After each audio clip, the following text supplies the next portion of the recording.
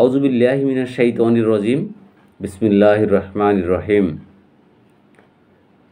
শুরু করছি মহান রব্বুল আলামিন এবং ওনার হাবিব হুজুর পাক সাল্লাল্লাহু আলাইহি সাল্লামের প্রতি অসংখ্য দুরূদ সালাম দিয়ে।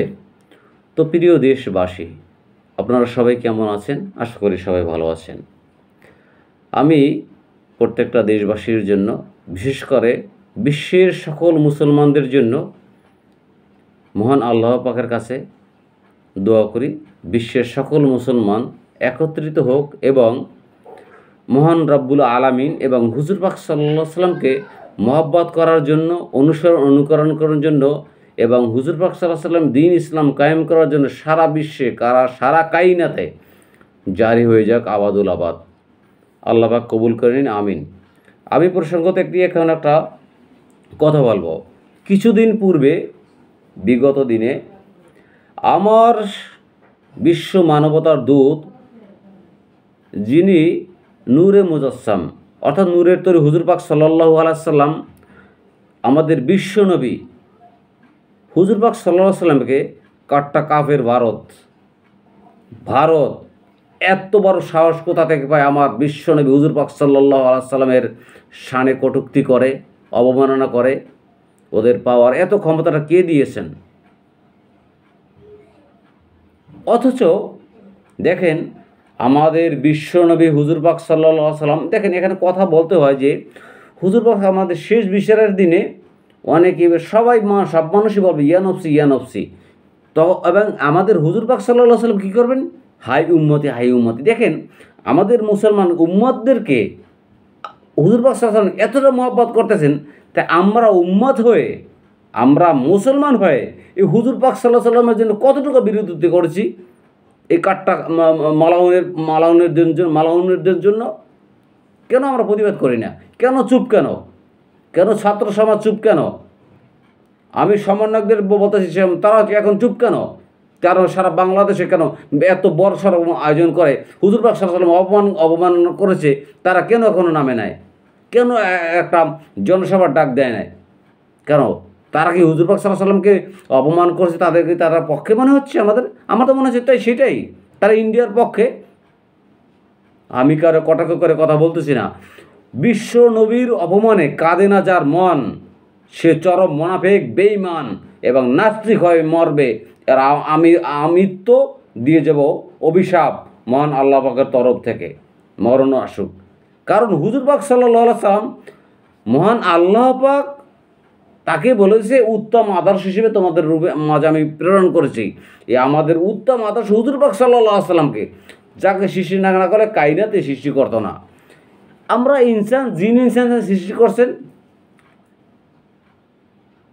এবং হুজুর পাক সাল্লাল্লাহু আলাইহি সাল্লামকে পাঠিয়েছেন কি? সারা বিশ্বে ইসলাম প্রচার করার জন্য। সে সুন্দর সুষ্ঠুভাবে ইসলাম প্রচার করেছে, মানবতার কল্যাণ এনে দিয়েছে, সুখ শান্তি এনে দিয়েছে। সারা বিশ্ব 100% মুসলমানই খিলাফত শাসন ব্যবস্থা করেছেন। কেন খিলাফত থেকে দূরে সরে আসছে? তখন তো মুসলমানদের, যখন ইহুদি নাসারাদের পায়ে ফাঁদ দিচ্ছে, অর্থাৎ তাদের কথায় ফাঁদ দিচ্ছে, তখনই আমাদের ইসলাম থেকে বিচ্যুত করার জন্য সূক্ষ্ম ইহুদি নাসারা চক্রান্ত করতেছে। এই দেখেন আমাদের পার্শ্ববর্তী রাষ্ট্র, আমরা ওই জাতিবাহী বলি। কিসের জাতিবাহী? সেই জাতিবাহী আমাদের বিশ্বনবী হুজুর পাক সাল্লাল্লাহু আলাইহি সাল্লামকে অবমাননা করে এখন আমাদের বাংলাদেশ এখনও চুপ আছে। কিছু ওলামায়ে সমাজ তারা বিক্ষোভ মিছিল করেছেন, কিছু প্রতিবাদ করেছেন, তাও অতটা ফুটে ওঠে নাই। যেমন আপনারা স্বৈরাচারী সরকার, অর্থাৎ একজন সাধারণ মানুষ, আমি বলবো সাধারণ মানুষ, মহান আল্লাহ পাক সৃষ্টি করছেন, একজন আমরা আম মানুষ। এই রাষ্ট্রপ্রধান যে ছিল, আমি বলি যে রাষ্ট্রপ্রধান হাসিনাই ছিল, তাকে আমরা নামানোর জন্য এত চেষ্টা করছি, তার অপরাধ ছিল, তাকে নামাইছেন, অসুবিধা নাই। তা আপনারা বসছেন। এখন হুজুর পাক সাল্লাল্লাহু আলাইহি সাল্লাম বিশ্ব মানবতার দূত মহান আল্লাহ পাকে বলে দিচ্ছেন, তাইলে তাকে অপমান করছে, তার জন্য কত বড় ছাত্র জনতার ক্ষিপে ওঠা উচিত ছিল। কেন উঠে না? তাহলে আমরা কি মুসলমান না? তাহলে আমরা কি হুজুর পাক সাল্লাল্লাহু আলাইহি সাল্লামের আদর্শ নিচ্ছি না? মুখে বলতেছি যে হুজুর পাক সাল্লাল্লাহু আলাইহি সাল্লামকে ভালোবাসি, এই জিকিরটা জপলেই কি হবে? আমরা কেন প্রতিবাদ করছি না? ইন্ডিয়ার বিরুদ্ধে কেন প্রতিবাদ করছি না? এই মুসলিমের সাধারণ মানুষ প্রতিবাদ করছে। কই আমার ছাত্র জনতার ভাইদের সেই এখন তো একটা ঢল নেওয়া উচিত ছিল। ইন্ডিয়ার এত বড় সাহস হয় কীভাবে? আমাদের হুজুর পাক সাল্লাল্লাহু আলাইহি ওয়াসাল্লাম বিশ্ব মানবতার শ্রেষ্ঠ নবীকে অপমান করেছেন। কই আমাদের রাষ্ট্রপ্রধান তো চুপ কেন? তাহলে আমাদের দেশটা কোথায় যাচ্ছে? তো দেশটা নিয়ে কি কাবাডি খেলা চলতে আছে? আমার তো মনে হচ্ছে সেরকমই। দেশটা নিয়ে কাবাডি খেলা চলতেছে, না হচ্ছে দেশে পরিবর্তন, না হচ্ছে দেশে শান্তি। মিল ফ্যাক্টরি অরাজকতা বলতেছি, মিল ফ্যাক্টরি গার্মেন্ট শিল্প বন্ধ হচ্ছে, এদিকে বলতেছে রেমিটেন্স বাড়াতে হবে। রেমিটেন্স বাড়াবেন কীভাবে? বিদ্যুৎ খাতে জ্বালানি বিদ্যুৎ, তথ্য, অর্থনীতি, ব্যাংক দেউলিয়ার পথে, সব কিছু দেউলিয়ার পথে। আপনি কি আবার রেমিটেন্স বাড়াবেন কীভাবে? গার্মেন্টস সেক্টরটা বন্ধ হয়ে যাচ্ছে ধীরে ধীরে। আমি যদি আল্লাহ পাকের রাসূলের অপমানে আপনার মন কাঁদে নাই, তাহলে আপনি দেশের শান্তি কীভাবে আনবেন? কশিনকালও আসবে না। কশিনকালও যে কালটা কখনো আসে না। আল্লাহ পাকের বন্ধু যাকে সৃষ্টি না করলে, বারবার বলতেছি হুজুর পাক সাল্লাল্লাহু আলাইহি ওয়াসাল্লাম সৃষ্টি, আল্লাহ পাক কিছুই সৃষ্টি করতেন না।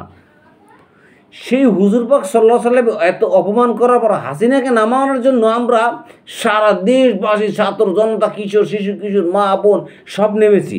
কই আজকের হুজুর পাক সাল্লাল্লাহু আলাইহি ওয়াসাল্লামকে অপমান করার পর যে আমাদের শাফায়াতের কান্ডারি শেষ বিচারের দিনের, আমরা এই কথা আছে শাফায়াত করে নবীজি আমাদের শেষ বিচারের দিনে, কেন এই হুজুর পাক সাল্লাল্লাহু আলাইহি ওয়াসাল্লামকে অপমান করার পরও আমরা মুসলমান এখনও চুপ রয়েছি কেন? এর পিছনে কি নেপথ্যে কোনো কারণ রয়েছে? আমার তো মনে হয় সেই নেপথ্যে কোনো কারণও রয়েছে, নেপথ্যে কোনো হয়তো কারণও রয়েছে। তা না হলে আমরা চুপ থাকবো কেন?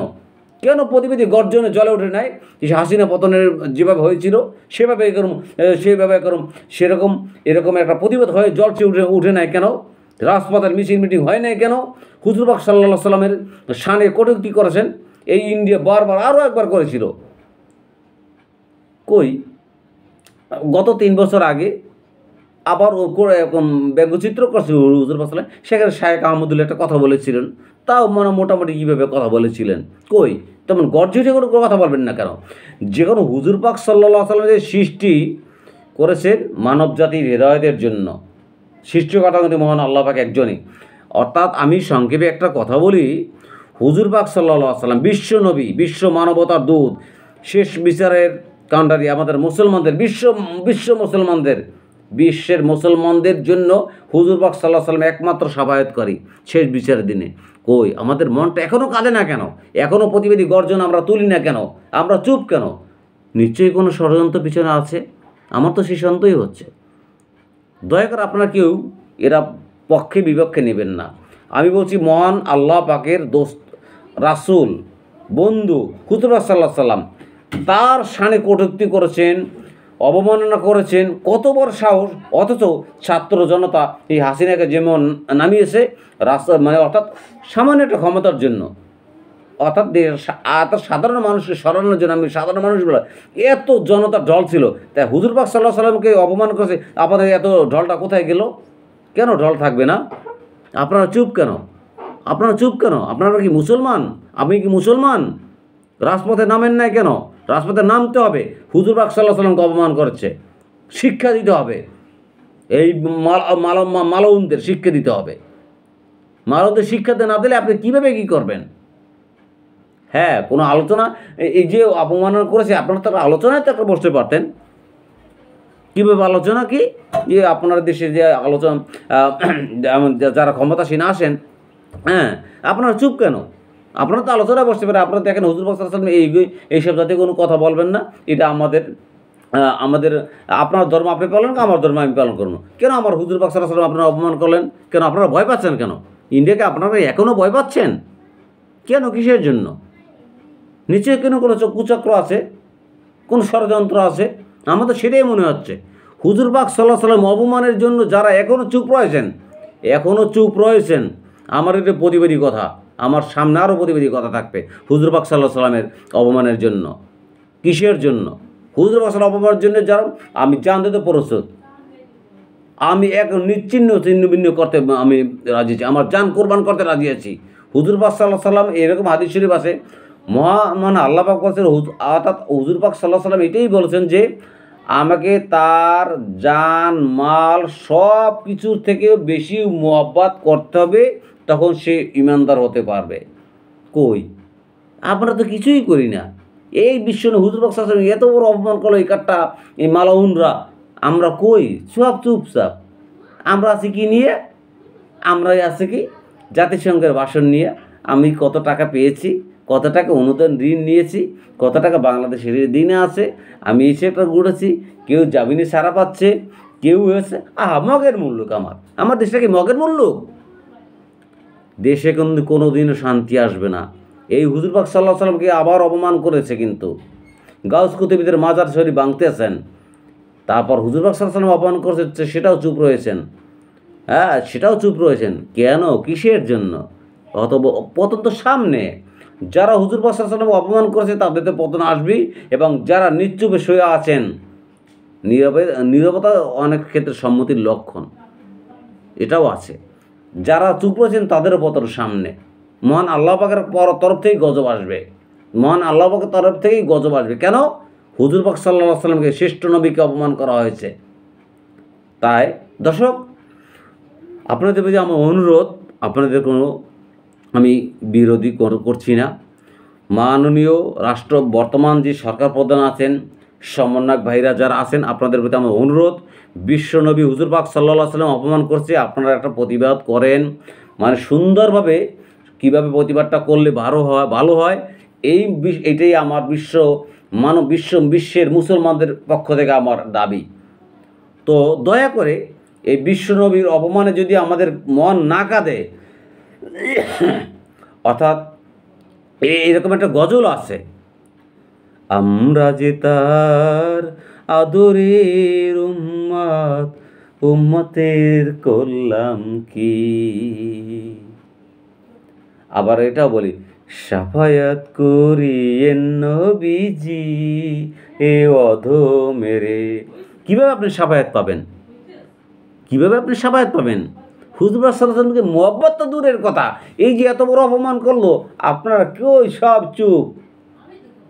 আমি আমার চেয়ারে বসার জন্য ব্যস্ত আছি, ক্ষমতার জন্য বসে আছি, লুটতরাজের জন্য বসে আছি, সব কিছু। এদিকে গার্মেন্টস শিল্প ধ্বংস হচ্ছে, বিদ্যুৎ শিল্প ধ্বংস হচ্ছে, জ্বালানি ক্ষেত্র ধ্বংস হচ্ছে, সব কিছু অরাজকতা হচ্ছে, হবেই হবে। কারণ কি জানেন? বিশ্ব নবী হুজুর পাক সাল্লাল্লাহু আলাইহি সাল্লামে আল্লাহর প্রেরিত পুরুষ, বিশ্ব মানবতা দূত, তাকে অপমান করেছেন। কিভাবে আপনি শান্তি খুঁজবেন? আবার রেমিটেন্স বাড়াতে বলতেছেন। কিভাবে রেমিটেন্স বাড়বে? কোশ্চিন কালো রেমিটেন্স বাড়বে না। কিভাবে? হুজুর পাক সাল্লাল্লাহু আলাইহি সাল্লামকে অপমান করেন, গাছ কুতুবের মাজার শরীফ ভাঙেন। কেন, কিসের জন্য? হয়তো শাহ রমাদান আসতে আপনি হিন্দুদের রসম রেওয়াজ পালন করতে আপনারা কেন? তারপরও হুজুর পাক সাল্লাল্লাহু আলাইহি সাল্লাম অপমানে আপনাদের মন কাঁদে না? কাঁদবে। যখন আল্লাহ পাক ছাড় দেয়, ছেড়ে দেয় না, আল্লাহ পাকের পাকড়াও, আল্লাহ পাক যখন পাকড়াও করবে, কেউ বাঁচতে পারবেন না, আমিও না, আপনিও না। তা আমি রাজপথে না পারছি, আমার এই প্রতিবাদী কথা সারা বিশ্বের মুসলমানের সারা দিক, এটা আমার অনুরোধ। খালিক মালিক রক মহান আল্লাহ পাক এবং হুজুর পাক সাল্লাল্লাহু আলাইহি সাল্লাম, সাইদুল মুরসালিন, ইমামুল মুরসালিন, খাতামুন নাবিয়িন হুজুর পাক সাল্লাল্লাহু আলাইহি সাল্লাম, ওনার প্রতি লক্ষ্য করে সালাম। ইয়া নবী সালামু আলাইকা, ইয়া রাসূল সালামু আলাইকা, ইয়া হাবিব সালামু আলাইকা, সলাতুল্লাহ আলাইকুম। আপনার প্রতি শত কোটি দরুদ সালাম। মৃত্যু পর্যন্ত আমার এই পড়তে যেন মৃত্যু হয়, এবং আপনার শাফায়াত পাবো কিনা আমি জানি, অদম গুনাহগার বান্দা। ইয়া রাসূলুল্লাহ হাবিবুল্লাহ সাল্লাল্লাহু আলাইহি সাল্লাম, আপনার অপমানে আমার মন কেঁদেছে বিদায় আমি বিশ্বের মুসলমানদের কাছে আমি একটা মেসেজ পৌঁছে দেওয়ার জন্য এই ভিডিওটা উপস্থাপন করেছি। খালিক মালিক রব মহান আল্লাহ পাকের কাছে চাওয়া, বিশ্বের মুসলমানদেরকে আল্লাহ পাক হেদায়েত দান করুন, এবং আমাদের দেশের যারা সমন্বয়ক আছেন, রাষ্ট্রের ক্ষমতায় যারা আছেন, তাদের প্রতিও আমার অনুরোধ, আমাদের বিশ্ব নবীকে যারা অপমান করছে তাদের বিরুদ্ধে একটা সুন্দর সুষ্ঠু বৈঠক করে তাদের সাথে আলোচনা করতে পারতেন। কেন আপনারা করতেছেন না? ভয় পাচ্ছেন? আমার তো মনে হয় তা আপনারা ভয়ই পাচ্ছেন। কেন, কিসের জন্য ভয় পাচ্ছেন? হুজুর পাক সাল্লাল্লাহু আলাইহি সাল্লামকে অপমান করছে, আপনার ভয় কিসের? আমি তো বুঝি না, কিচ্ছুই বুঝি না। কেন মুসলমান চুপ? হায় রে মুসলমান, আমরা তো মুসলমান ঘুমিয়ে আছি। আমরা কী পারি জানেন? একটু হলে দেশের ভাঙচুর করে কোটি কোটি টাকা ধ্বংস করতে। একটু ইস্যু পেয়েছি, অমুক আজকে আবার দেখলো সারা বাংলাদেশে নার্সের অবরোধ করছে। হ্যাঁ, নার্সের অবরোধ করছে। ওই এখনও গাজীপুরে বিক্ষোভ চলতে আছে, গার্মেন্টস সেক্টর বন্ধ। আবার এদিকে বলতেছে রেমিটেন্স বাড়ানোর জন্য। গার্মেন্টস সেক্টরই তো বন্ধ হয়ে যাবে। কেন যাবে?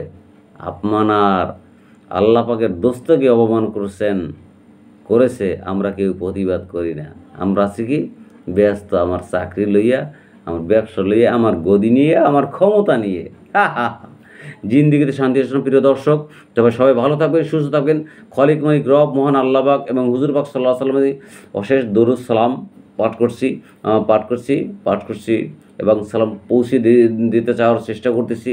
তো আল্লাহ পাক আমাদের বিশ্বের সকল মুসলমানদেরকে হিদায়াত দান করুন এবং হুজুর পাক সাল্লাল্লাহু আলাইহি ওয়াসাল্লামকে যা দ্বারা অপমান করছে, আল্লাহ পাক এর কাছে এইটুই চাওয়া, তাদের নসিবে যদি হেদায়েত থাকে হেদায়েত দান করুন, না হলে আল্লাহ পাক তাদেরকে নিশ্চিহ্ন বিলীন করে দিন।